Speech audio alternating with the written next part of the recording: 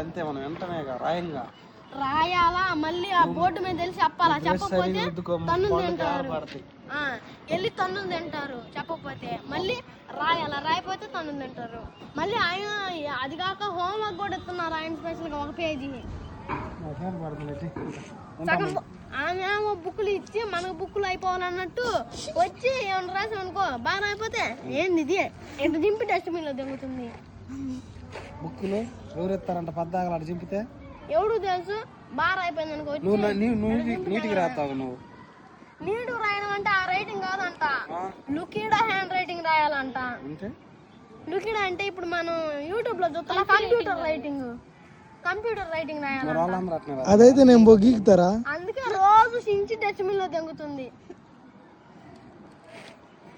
ఈడ ఐఐటి వెనకాల ఆడ ఐఐటి వాళ్ళకైతే నాన్ స్టాప్ చదువుతానే ఉంటారు.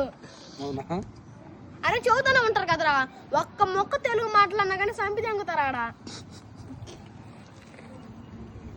ఇప్పుడు ఐఐటీలో చేరతాం మరి. నేను చేరను, ఇదే బెటర్ కదా. సో హాయ్ ఫ్రెండ్స్, చూసారు కదా మన తమ్ముడు అయితే పాపం ఇక్కడ హాస్టల్ ఎన్ని బాధపడుతున్నాడు. చూసిన ప్రతి ఒక్కరు లైక్ చేసుకోండి.